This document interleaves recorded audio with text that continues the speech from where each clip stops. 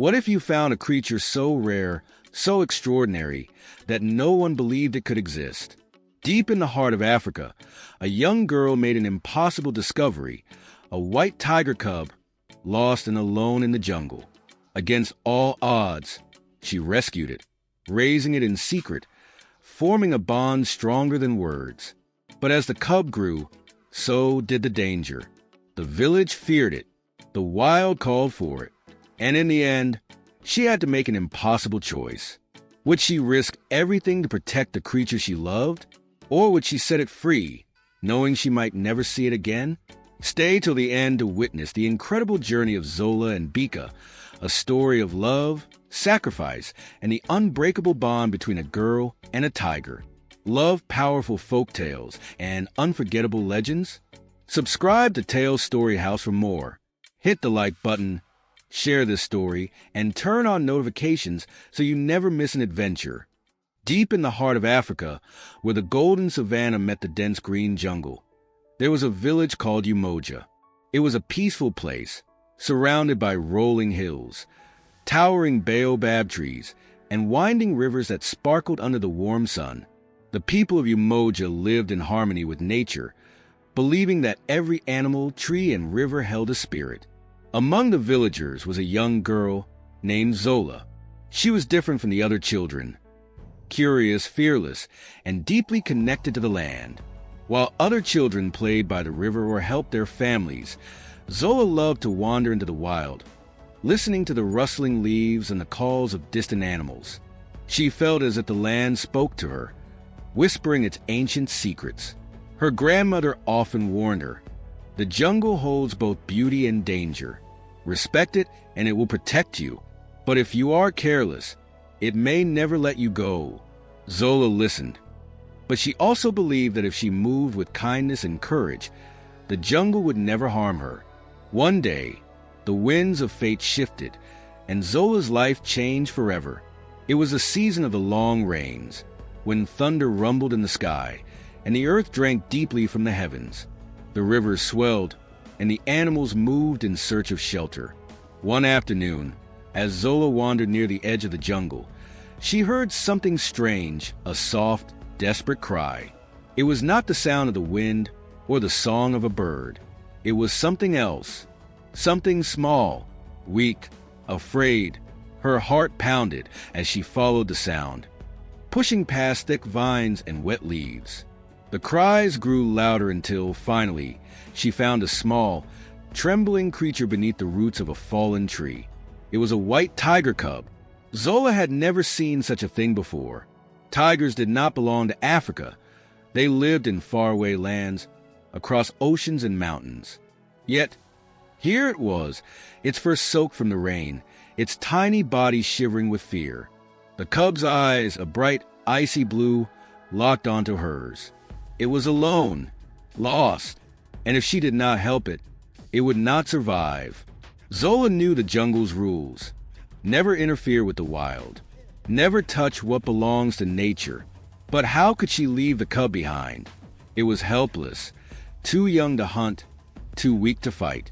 She carefully wrapped the cub in her shawl, holding it close to her chest. It let out a soft whimper but did not resist. It was as if it knew that Zola was its only hope. But taking the cub was not without danger. If its mother was nearby, she would never forgive an intruder. And if the village saw it, they might fear it, reject it, or worse, believe it was a curse. Zola whispered a silent prayer to the spirits of the land and ran toward home, the cub warm against her skin. For days, Zola kept the cub hidden in an old hut at the edge of the village, where no one went. She fed it goat's milk and mashed fruit, wrapping it in warm cloth at night. She spoke to it softly, calling it Bika, meaning gift from the spirits. As the days turned into weeks, Bika grew stronger. His fur became soft and thick, his legs sturdy and swift. He followed Zola wherever she went, his small paws leaving prints in the damp earth beside hers. They formed a bond unlike anything she had ever known. When she laughed, Bika purred. When she was sad, he nuzzled against her, as if he could feel her heart. But Zola knew that Bika was not meant to stay. He was wild, and one day he would need to return to the jungle. As Bika grew, so did the risks. One evening, as Zola played with Bika near the hut, she did not notice the watchful eyes in the shadows.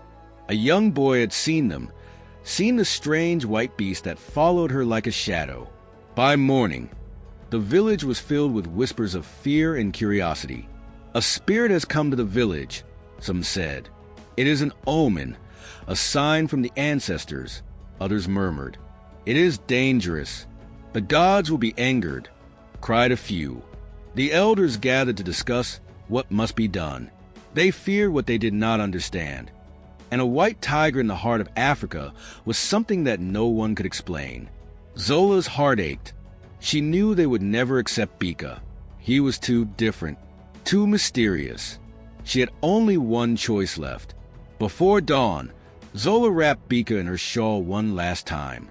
She knew that if she did not take him back to the jungle, the village would never allow him to live.